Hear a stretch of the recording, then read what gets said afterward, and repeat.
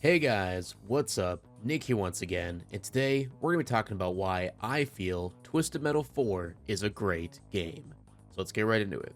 I'm going to be starting out going over all of the good of Twisted Metal 4 and the reasons why I personally feel it's underrated and it is a great game. And then later on we'll be going over all of the bad just to show that I can sympathize with the people who do feel this game is not that great or why they shoved it aside way back in the day. So with that, starting out with the good of Twisted Metal 4, TM4 was created in only 10 months' time. From January 1999, it was completed all the way up until October of that same year, which is kind of crazy. And you might look at this as, oh, that's a bad thing. It was only made in 10 months. It's got to be trash.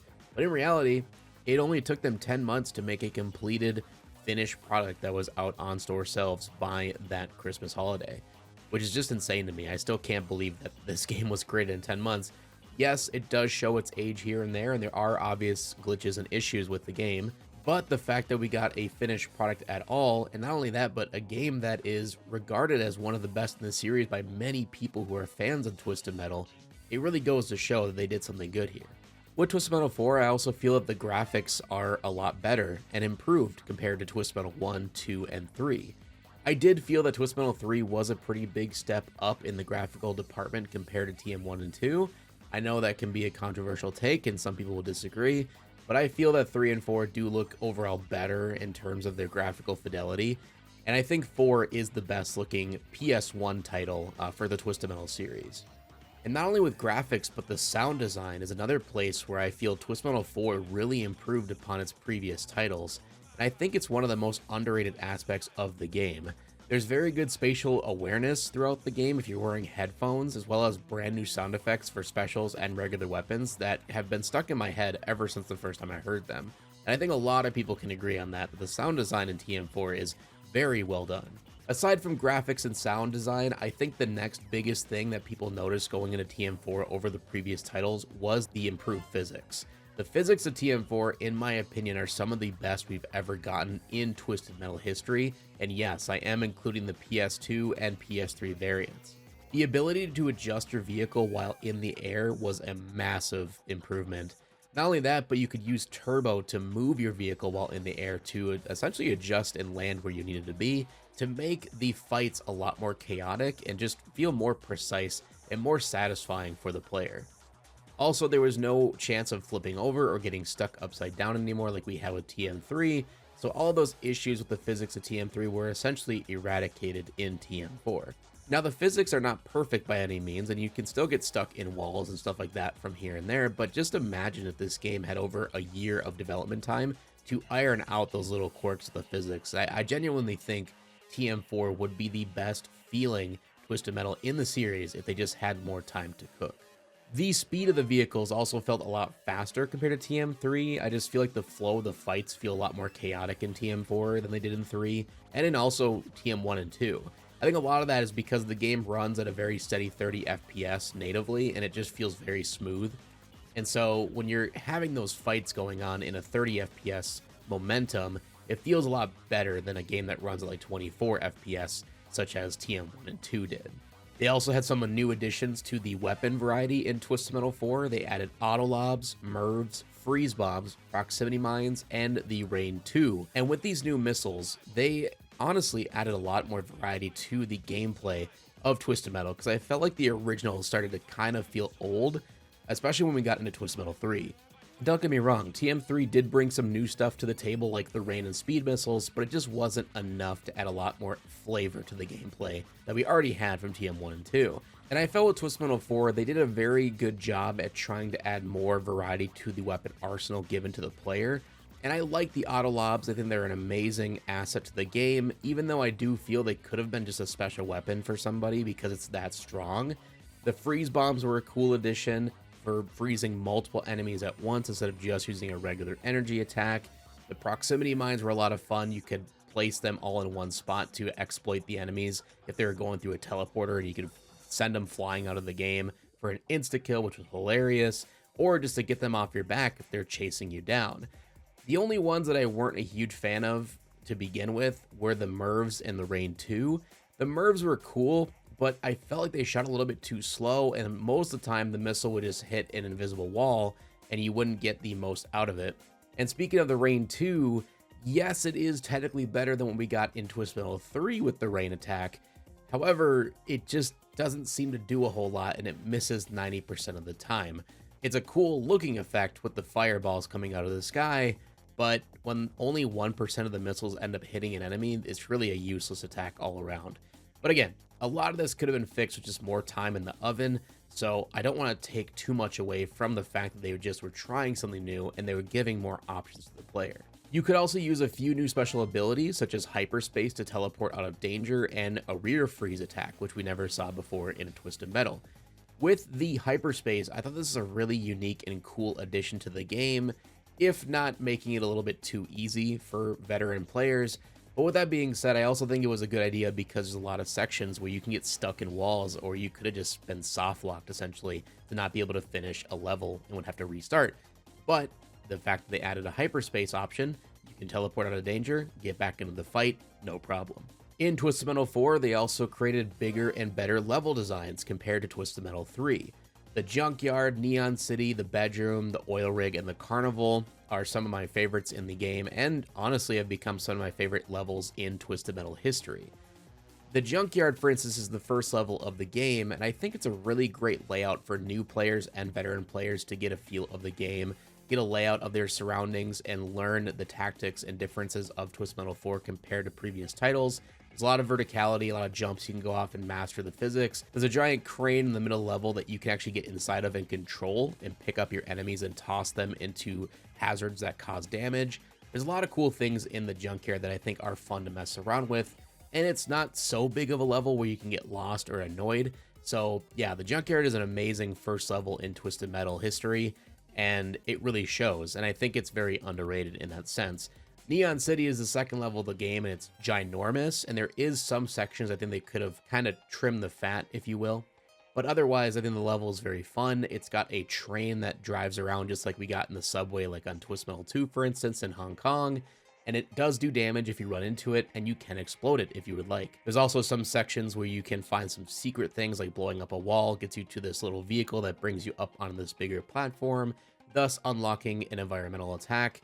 There's a lot of stuff like that throughout the levels where it really shows they put a lot of love and just overall creativity into Twisted Metal 4 to make it a more unique experience for the player and to give more things to do if you are to do repeat playthroughs, because a lot of people are not going to find every single secret there is in Twisted Metal 4 in their first playthrough, and I really love that aspect of this game. And not only having bigger and better levels in Twisted Metal 4, we have a much bigger and grander roster of characters.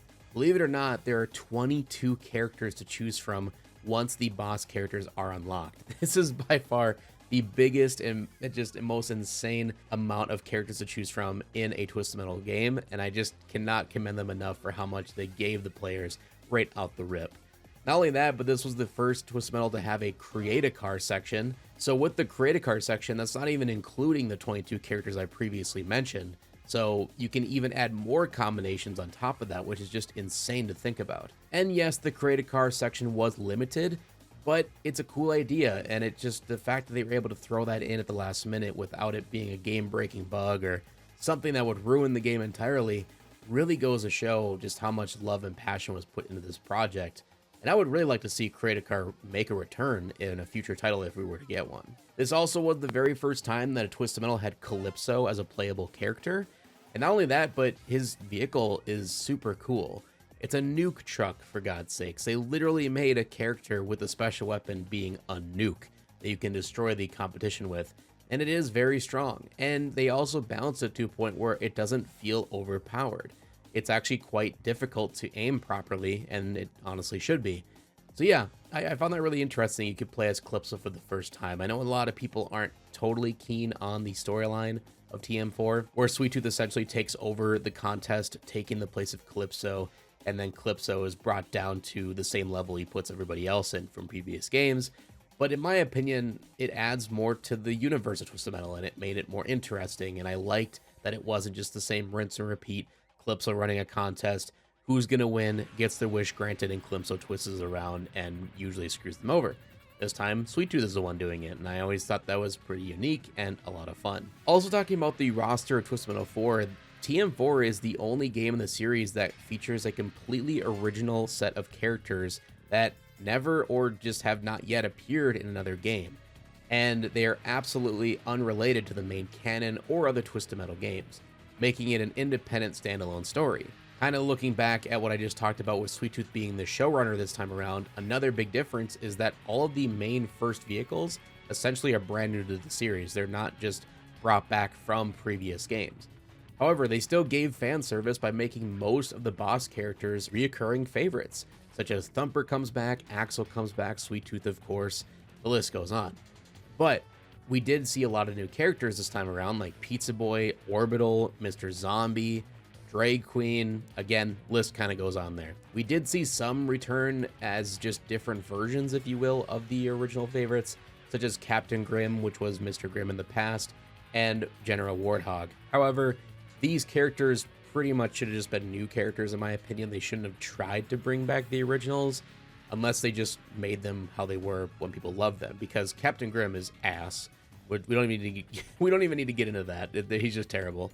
And not only that, but General Warthog is another character where I just felt, just doesn't feel like a Warthog character to my opinion. They're not fun to play, and even though I give them props for the unique design of his vehicle and his special weapon, yeah, the actual execution just was not that great. But I have to give them credit where credit is due, and the fact they tried to bring a brand new roster of characters to a Twisted Metal game was obviously one of those jumping the shark moments, but I also give them credit for trying to be creative and bringing new life into the series, and it brought one of my favorite characters in the series to life, Pizza Boy.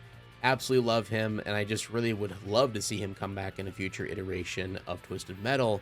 And same with even TM3, you know, they brought Club Kid to life, and it's just kind of funny that we never got to see these characters come back in any way, shape, or form, even though I felt they do kind of fit in the world of Twisted Metal. And this also was the very first time that a playable character was a legit real human person in real life. Rob Zombie is a playable character in Twisted Metal. He might not himself remember this game or remember being in it at all, but he is still one of my favorite musicians, and I've looked up to him even as a little kid, and to see that you can play as him in this video game is just insanely cool, and he's one of the best characters in the game, which is pretty funny, but it doesn't really surprise me all that much. They made the guest star character one of the most overpowered. But that being said, Rob Zombie is a beast, and to be able to play as him is just icing on the cake. One other cool tidbit is that this is the only Twisted Metal game to feature realistic style vehicles, such as Quattro and Moonbuggy. And yes, I know a lot of people would say they just don't fit Twisted Metal at all, and they just really stand out like a sore thumb. I do agree with you. I think having flying vehicles in Twisted Metal is always going to be kind of weird, but I don't really dislike the idea. I think if we got some type of futuristic Twisted Metal or a time travel version of Twisted Metal, if you will, I think we could see a reoccurrence of these kind of characters, and I wouldn't hate it. But Moonbuggy and Quattro do feel like characters that should have been in like Vigilante 8 Second Offense, more than they should have been in Twisted Metal. They also included 8 bonus levels that were included for the deathmatch only arenas for some added fun.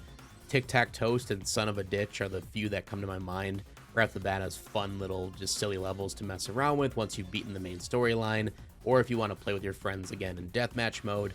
It's cool that they added these 8 levels, but they do clear as day feel like just beta levels that they just threw in there for extra content. But hey, extra content is extra content. I'm not really gonna hate on it all that much. And the last thing is that the soundtrack is just insanely good. I love the soundtrack in TM4. I don't think there's a bad song at all throughout the entire game.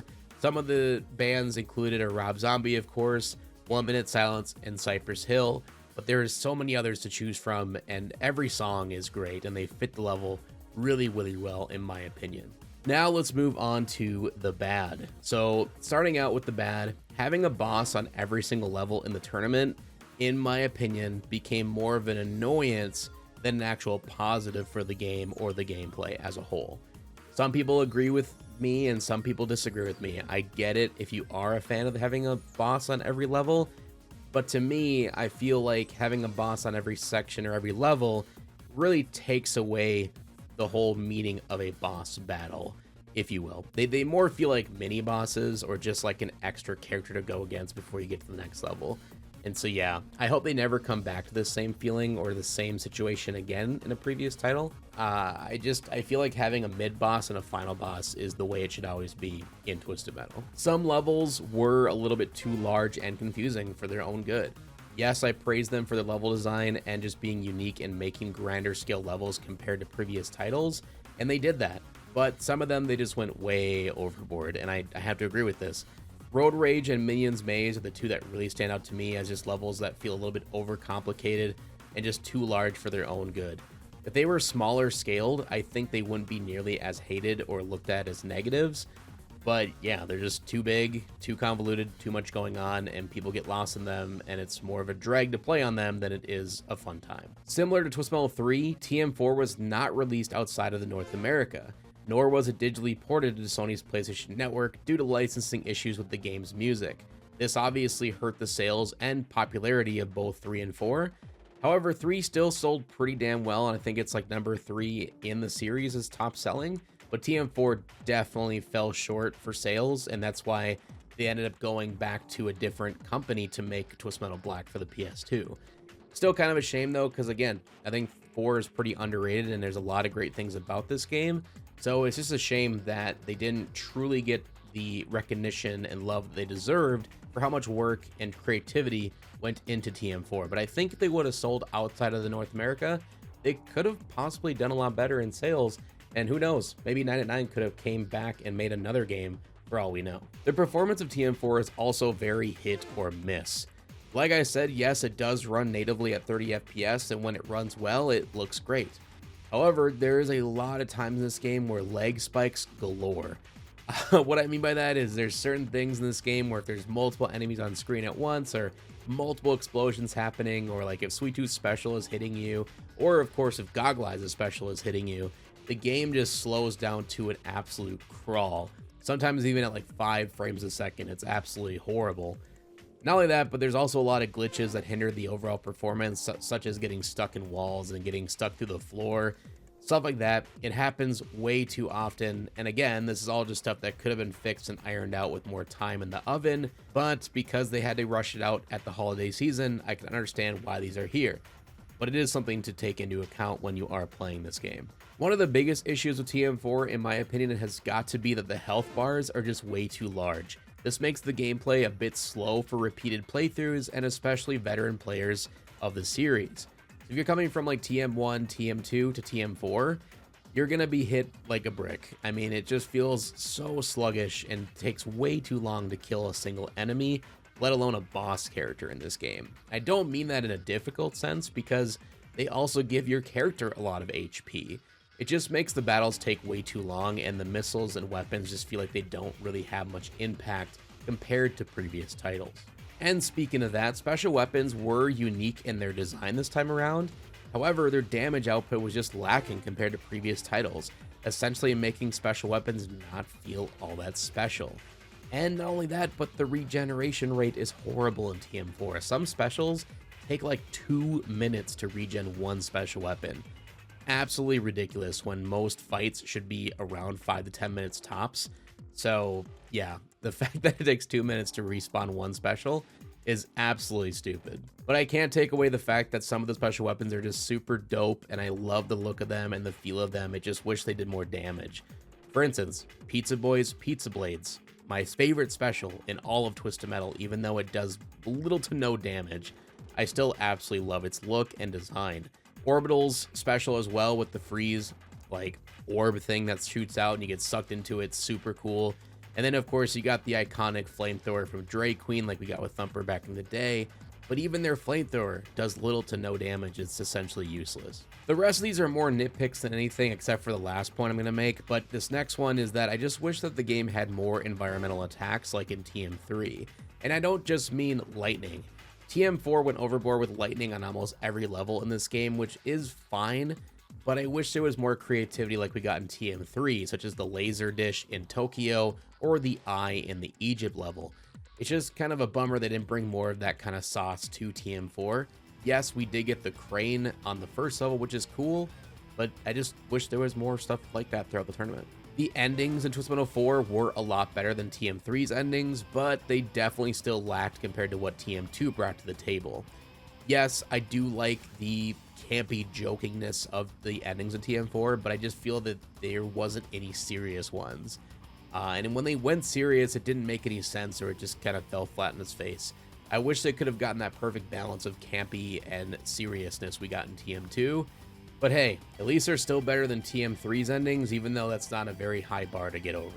And speaking of TM4's endings, it's just kind of a weird choice that they made Sweet Tooth mute in this game. Maybe it was more to preserve his mysteriousness or his, I don't know, scariness, whatever you want to call it. Because I know in TM3, a lot of people, including myself, hated the way they went about Sweet Tooth, making him just seem super weird and creepy. And the voice actor they used for the bio of TM3, even though he did a great job, he did what he was meant to do, the writing and the performance and everything just made him seem more just cartoonish and stupid than horrific and creepy or weird, right? So I kind of get why they made him mute, but at the same time, it really just takes away his character entirely in TM4, and it pretty much makes him useless, and it feels like Melvin is more of the actual Sweet Tooth in this game than Sweet Tooth himself. And lastly, talking about Sweet Tooth, this one's kind of just one of those obvious, you gotta talk about it, even if you love the game, you can't deny. Sweet Tooth, the final boss, is just stupidly overpowered. Yes, I will say this to the end of time. The special weapon of Sweet Tooth is just insanely dumb, way too overpowered. It's a one-hit kill essentially on every character in the game. And this is why I think hyperspace was implemented in Twisted Metal, because it's the only way to really survive his special attacks. Or, of course, if you cheese him with proximity mines like I usually do. But it's just a shame that you have to either cheese him or use this sort of cheesy special attack to teleport out of danger to get away from him. It's just, yeah, wasn't a good fit for the final boss. Way too difficult for new players, and just more of an annoyance than anything for veterans. So the final boss of Twisted Metal 4 is probably its biggest downside. Even though I love the design of Sweet Tooth, and I think the flaming hair on the truck and everything is really cool, it just, yeah, it should have been more balanced, and probably, once again, it could have been if they just had more time to make the game. But it is what it is. So that is it. That was all of my good things and bad things of Twisted Metal 4. Essentially, the way I look at TM4 is it's probably the most unique game in the series next to Small Brawl. I don't know what it is about TM4 that always brings me crawling back to it and really enjoying it and having a good time with it, despite its obvious flaws. I think it's just the fact that they put so much creativity into TM4, and it's the same reason I love Small Brawl. It's that it just got overlooked insanely because of so many people just looking at it from the outside in, and maybe only having one bad time with it and thus throwing it away entirely and not looking at all the positives of TM4.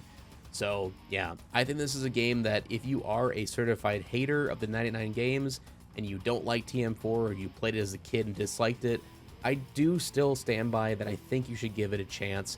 Play it again in 2024, see what you like of it, and let me know in the comment section below what your opinions are of TM4, and if you think it is a decent game or if you still think it's a pile of trash. I am always very curious to see and hear what you guys' thoughts are on these games from 99 Studios, because I still stand by I think they're decent games. Yes, they're maybe not the best Twisted Metal games, but I think just by themselves they're a lot of fun, and they have a right to be in someone's PlayStation collection. So with that, thank you so much for watching. Make sure to leave a like, share your support as always. Subscribe so you don't miss the next one. Hopefully see you in the next one. Peace out, everybody.